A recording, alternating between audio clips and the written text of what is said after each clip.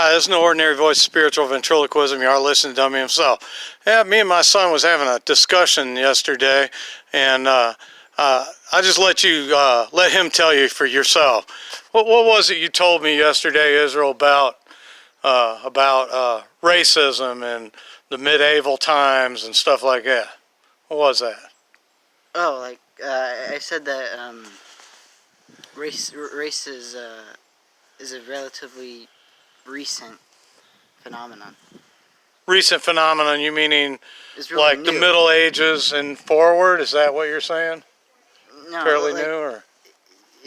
When you look throughout history, it's mostly people's discriminated by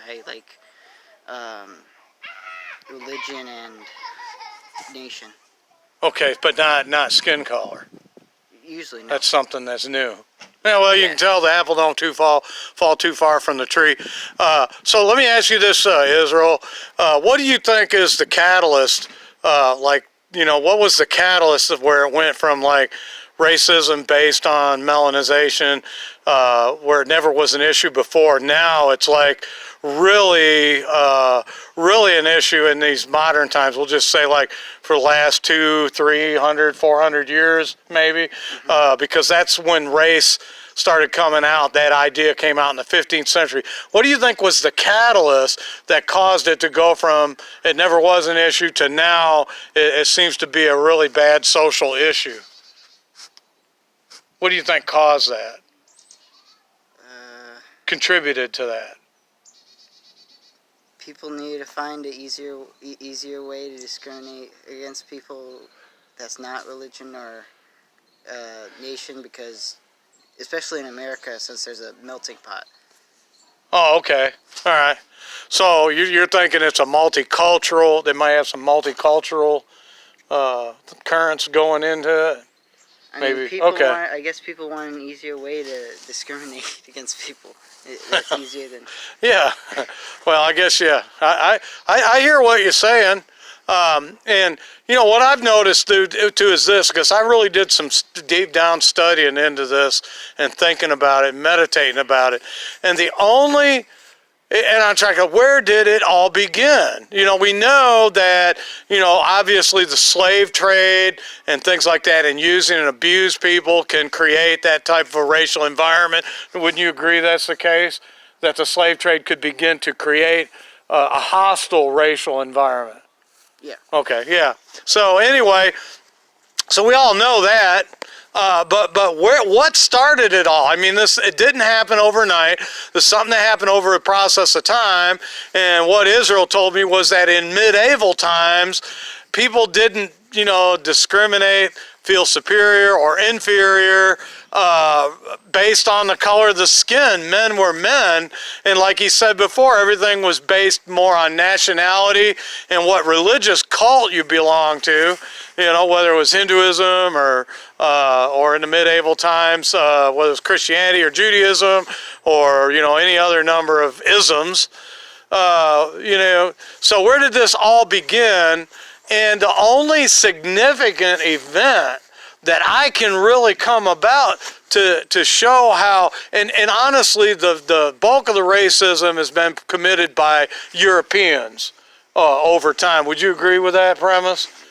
Okay, so it's a European invention. It's something that, you know, for lack of better words, a white man brought about and now is basically trying to, you know, holler that he's being reverse racist, you know, reverse discriminated against. And he probably is, because, you know, whatsoever you sow, you know, you shall also reap. But we all know that principle too. But the main thing I wanted to point out is the only event that I can think of is the appropriation of the sacred scriptures by the Europeans, who were a foreign people, the Greeks, the Romans, the Latins, and then capitalizing on that and taking basically, you know, proprietorship over the writings of a foreign people, the Bible, the Scripture, the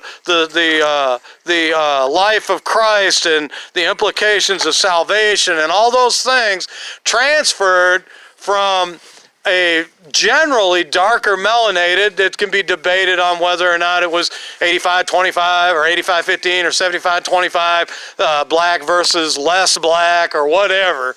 The only thing is only at that point was there anything significant in the world happening, and that was the destruction of Jerusalem, the castigating of the Israelites, and those who kept the Torah.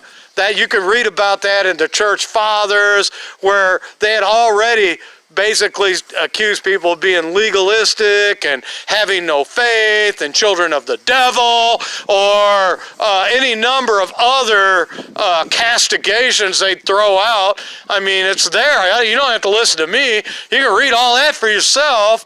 That they began to create an environment where the people of the book, who were the proprietors of the sacred writings, or we should say the trustees of the sacred writings, now that is shifted over to a European game. So, in order to keep a subjugated people marginalized, they then basically exercise a form of discrimination. You ban them from being included in the decision-making process of the church, like Sylvester told the Desposini, the descendants of the apostles. And then ultimately it becomes crystallized in the North Atlantic or the Atlantic slave trade. And the Crusades also led up to that, the Crusades against the Muslims. Now it's Japhet dwelling in the tents of Shem, enlarging in his borders, and exercising dominion vis-a-vis demonic inspiration by the devil. He's being used by the devil to foster ill will and discrimination or racist tendencies in the earth based on the melanation of one's skin, whereas in the corpus of all human history, that has never been the case. So Christianity, you have inherited this mess, and it is your responsibility to address it, and for what it really is, and only by coming clean with the fact that you are not the trustees of the scripture and the sacred writings, and you will acknowledge the fact that the scripture is a foreign book to your culture. Only then can you begin to start dismantling all of these things that have been built up over the last 700, 800, and 900 years. Now, if anything I've said to you is upsetting to you, I always say, next time bring a life jacket. Thank you, Israel.